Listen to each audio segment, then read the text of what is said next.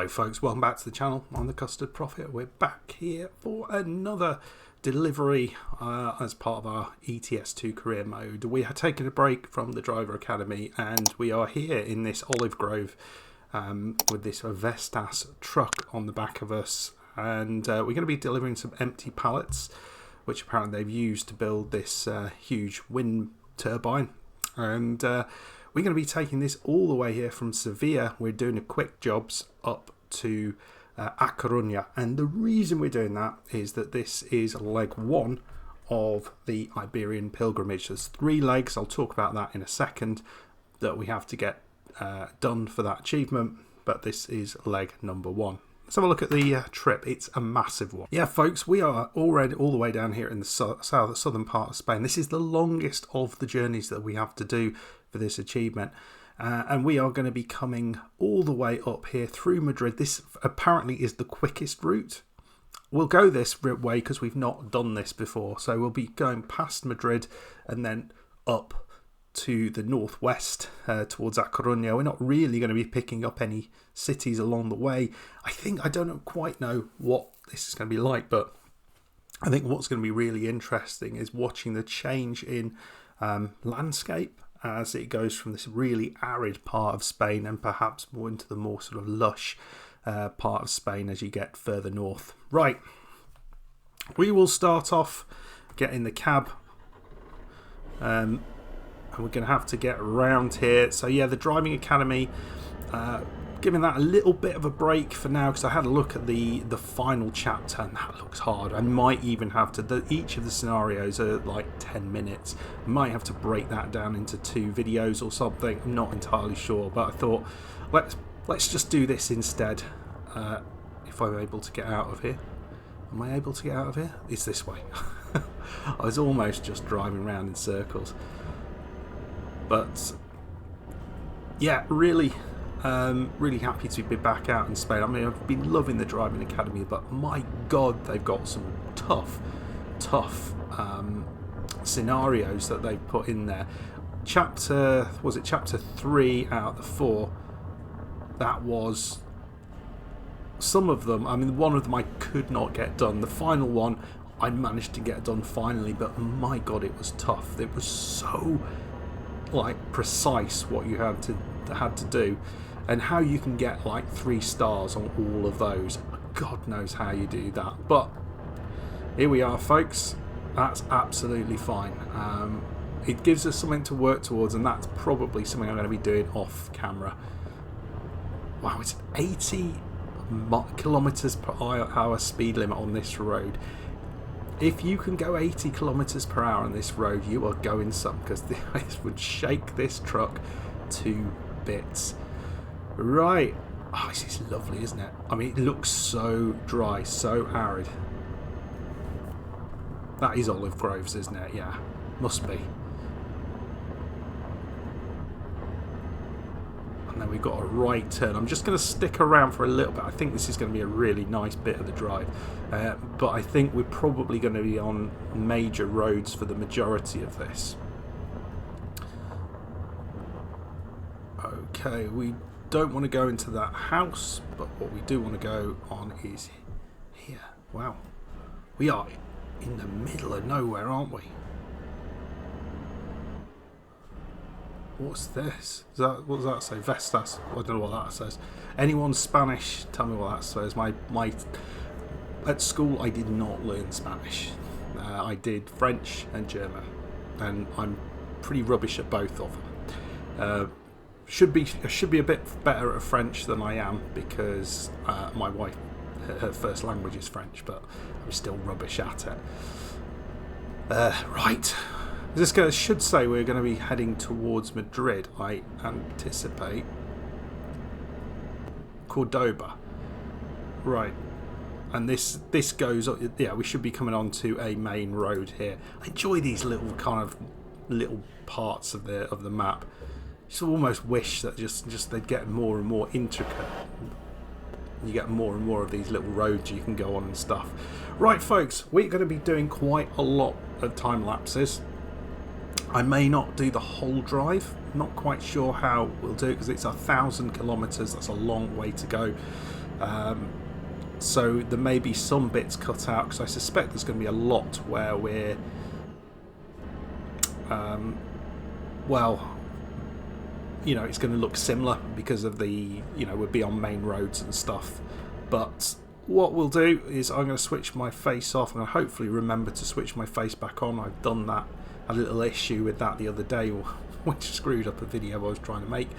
And yeah, enjoy the drive, folks. We'll do some shots outside the cab. We'll do some shots inside the cab. Oh, he was not letting me go. Oh dear, I got away with it anyway. Right, folks, I will see you in a little bit. Let's do the time lapse.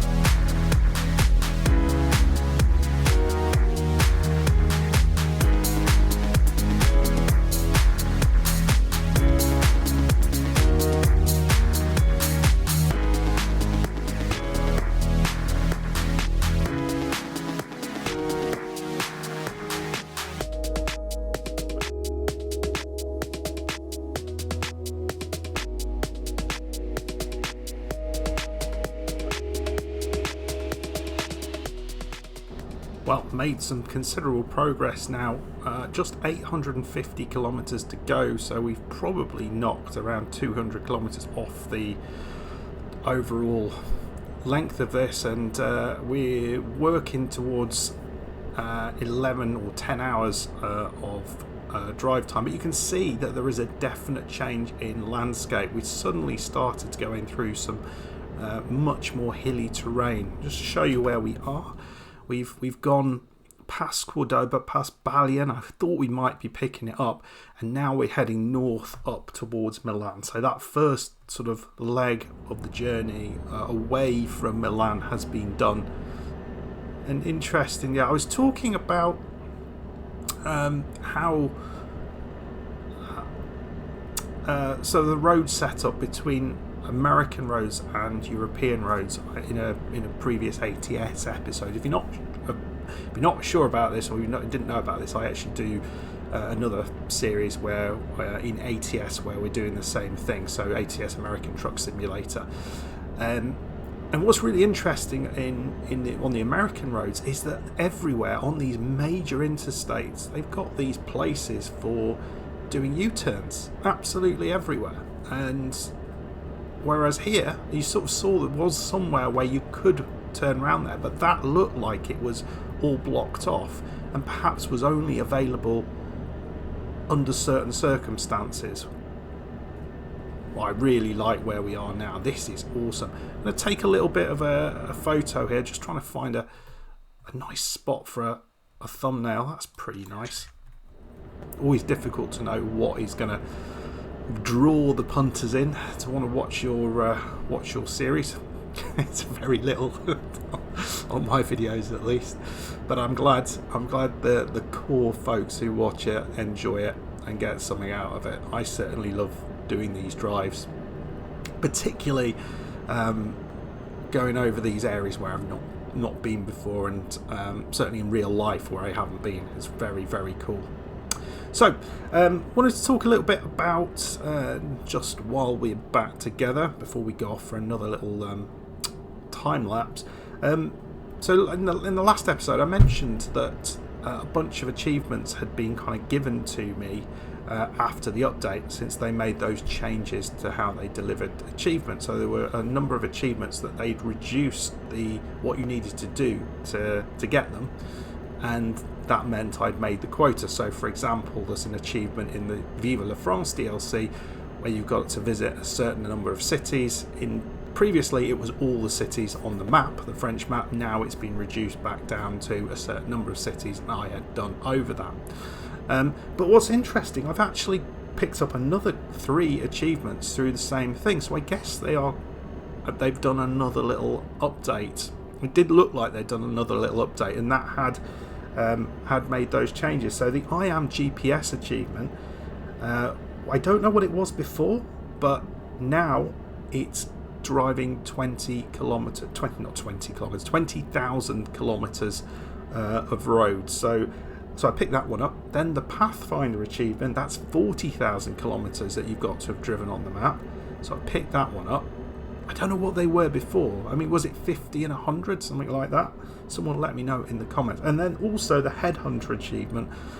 This is picking up 40 recruitment agencies. I think previously it was all of the recruitment agencies in the game, but I guess in some of these it kind of makes sense. I was kind of thinking about why they've done it, and in some cases it does make a little bit of sense, because if you remember when some of these achievements were first put into the game, well, the map was much, much smaller. They didn't have all these DLCs. So now we've got these DLCs in the map. Actually, there's so much more to get done. So if you've got to get all the recruitment agencies in the game and you've got all the DLCs, well, that's a lot. So it actually standardizes it a little bit from across whether you have the DLC or you don't have the DLC, such that you can achieve it both ways, or the DLCs. So that's, yeah, I haven't changed my mind on it. I just can kind of understand in some cases why they've done it. I still think I don't understand why they've reduced the number of cities that you've got to pick up within a DLC, because it's not hard to go through a city. It really isn't.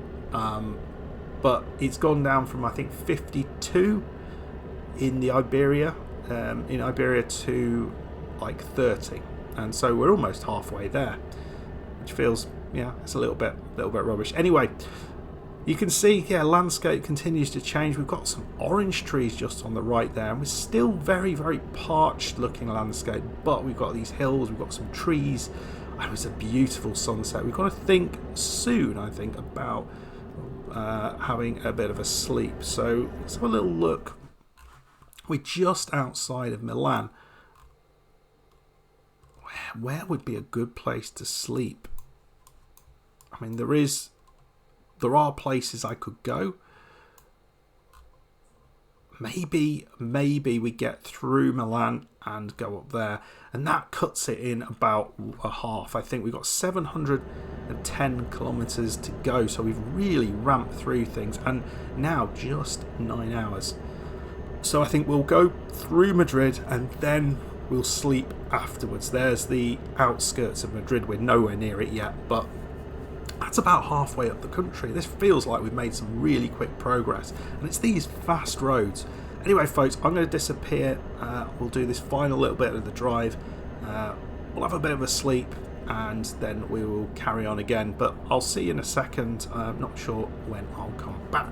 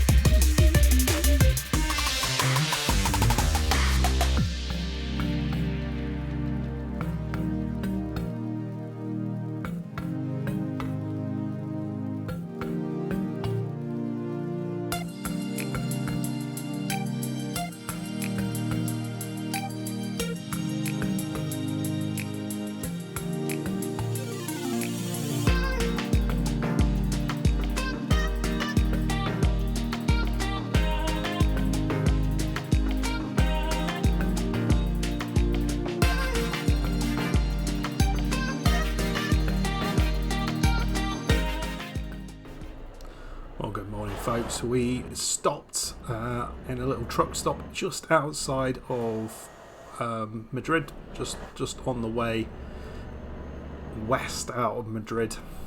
I think if you were watching, you saw that we had to go through a little bit of a chicane where there was a blocked road with an accident, a helicopter on there. Well, I did notice, and I'm sure this never used to be the case, other cars that are going through that road that decide that they can get through there as well, they just drive straight through the helicopter and just phase through it. So I thought previously they used to kind of like, there was all sorts of crazy accidents that used to happen, but maybe it's just easier for it to be like a bit like that. We have not seen a toll at all until just now. Fascinating. So we'll talk a little bit about this achievement, which is the Iberian Pilgrimage. I don't know if that refers to something specific, but or if it's just kind of what they called it. Might well just be what they called it, which is fine. Right, can we just... Where's the ticket one? I think this is it. Oh, Christ, I thought he was... Oh, this is the cash one, isn't it? Are we...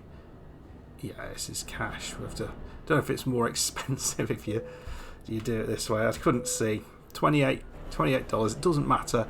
Our employers are covering the cost, as they did for the petrol. We picked up that on the way. Just didn't want to have any issues where we were running low with that. So we've got a full tank.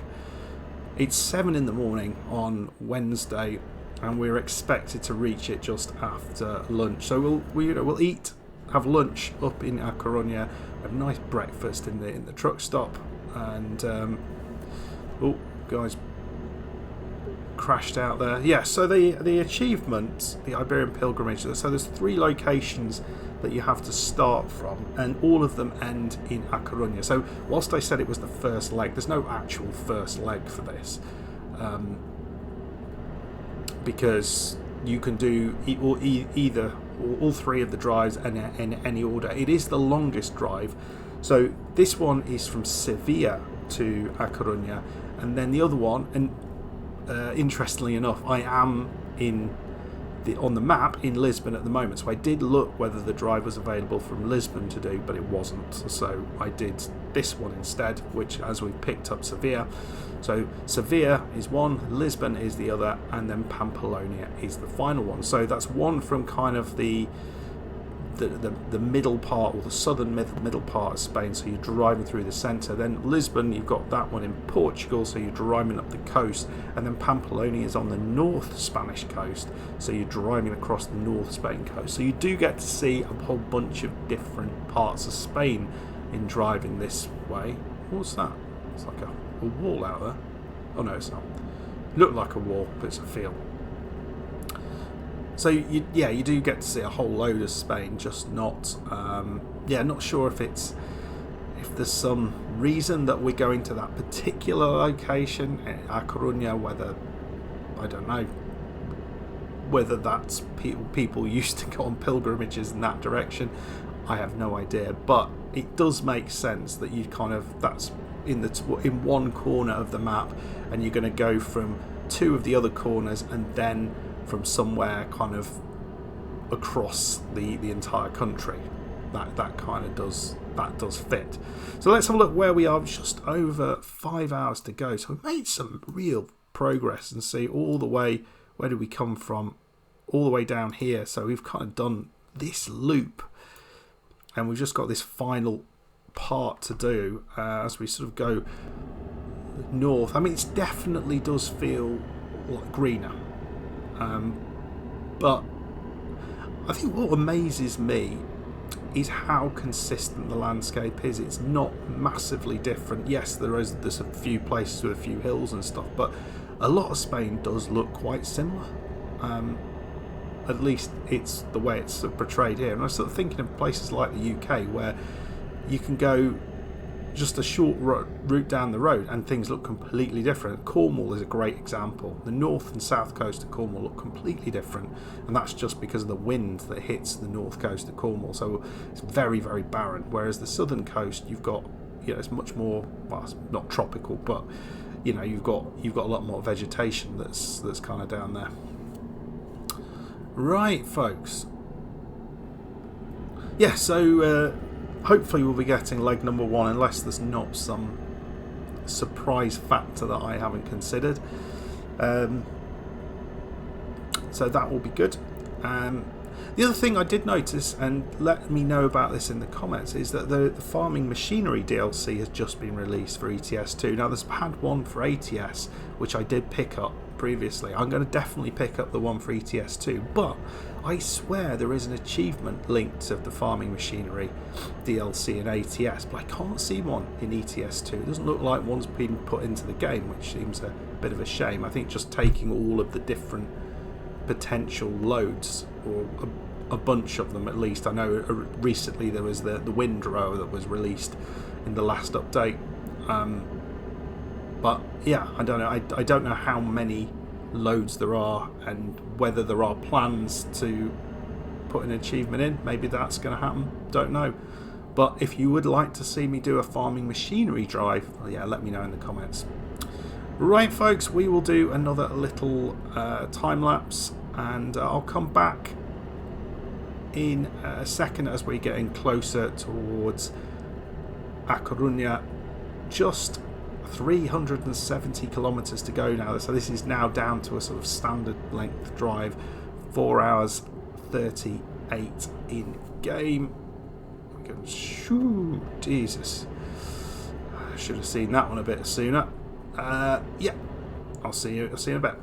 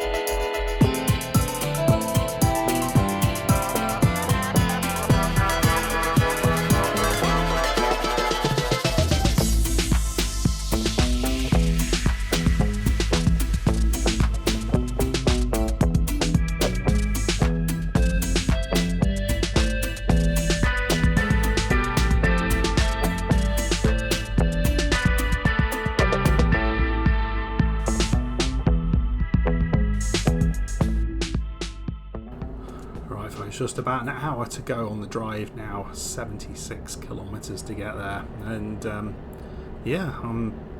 it's been a pretty uneventful drive. I think we were picked up for one headlight offence, and that was when we went past those police who kind of blocked off the road. So they didn't care that we drove through their cordon. No, they cared that we didn't have our headlights on, and it was getting a bit late. So want to make sure that other people can see us coming. But yeah, there we go.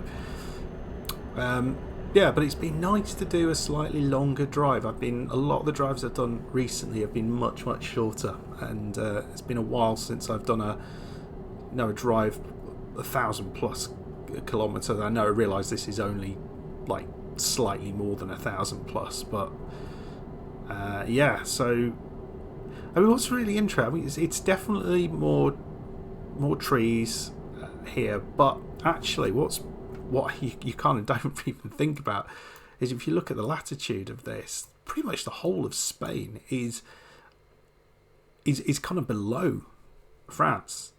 I always you always sort of think about it almost like they're next to each other or at a similar latitude, but there's very little of Spain which is at the same latitude as France. All of it is slightly further down, which is fascinating. So of course they're going to have slightly warmer weather, and we know the south of France has very, very pleasant weather. So that's why the whole of Spain is quite a nice place to be, and it's pretty warm, probably too warm at the minute. Right, so A Coruna, if we were going into the town, is just there. We are going to head a little bit outside A Coruna, and we're going to be coming to this location down here, which is, I guess it is still in there. The other thing is, I think it was Hutch in the Hills, Gilweb, who mentioned he wanted us to pick up a garage in A Coruna, which we did do a while back. So we're actually getting to visit our garage there.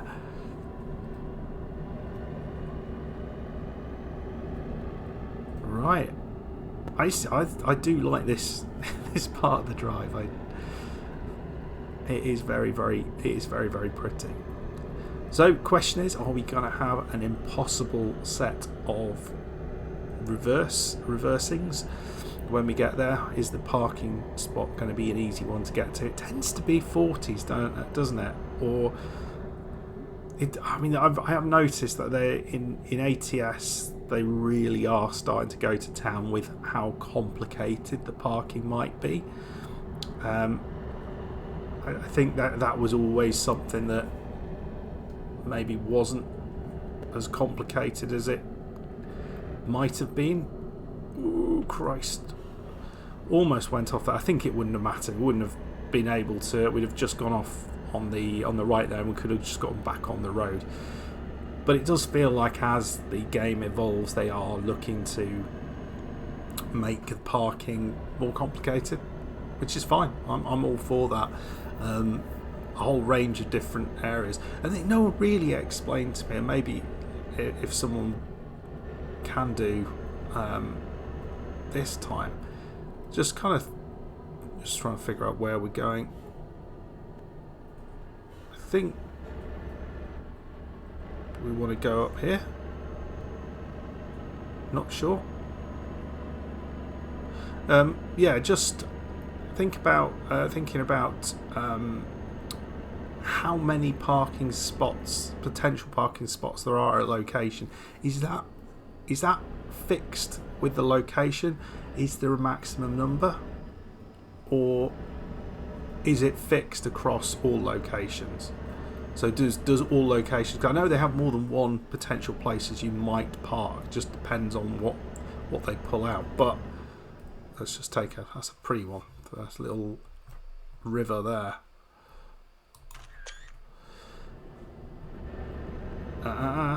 Don't you dare come out.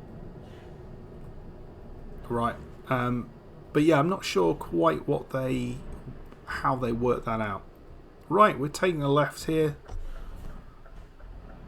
Just wait for this car to come and into that location. It's a nice easy one. There's no gates to have to get through. I suspect this is going to be a 40. Unless it's down the bottom there, then that might be a bit of a challenge. Oh, he's a 90. Okay. Yeah, you can kind of see why. With all those trucks around, if we've got room to turn, like do a complete U-turn here, that should be fine. It's whether if when we don't have room to do that, where we're going to have trouble. Right, so that's where we've got to get.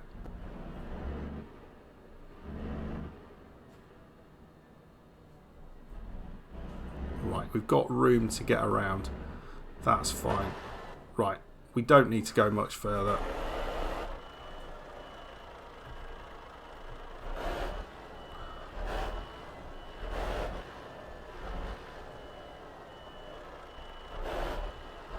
Right, there we go.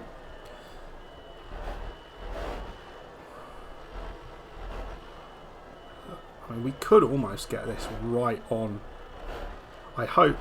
I'm not quite sure why this is a 90, because it feels like as long as you do the first bit, I think someone said that actually, like parking is 90% getting it right first time round. There, look at those three, they're sort of laughing at me. Yeah, it's 90% about getting your run up correct, as it were. It's not too. Once you've got that, actually, as long as you're relatively proficient at reversing, you're not going to have a problem. There we go. There we go.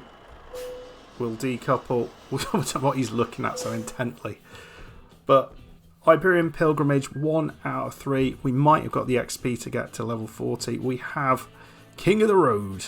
Well, so we need to get to level 50 to get to Legend. I don't know what. No one's explained to me what the advantage of that, because you don't get any additional stuff beyond once all of your the various skill trees are completely leveled up, and we did that ages ago. That was pretty good though. Conquistador, 12 out of 30 as well on that one, so getting nicely done there. I'm going to try and figure out what I'm going to do for the driving proficiency. One of the things I've been playing around with the idea of is maybe doing those in like shorts. So do the next like 3 or 4 of them in the format of shorts and just see how that works. Let me know your thoughts on that one. Anyway, folks, we are back in driving around Europe. Hopefully we'll come back and do something else, something interesting, as we're sort of making our way around Spain at the minute. We might sort of go somewhere else and maybe do one of the other achievements elsewhere, just to keep things interesting. Let me know your thoughts, drives that you think I should look at, things I think I should do that I haven't done. Always appreciate your thoughts on all of that. Anyway, folks, if you have enjoyed that drive, please hit that like button, subscribe if you're new. I'll see you for the next one. Goodbye.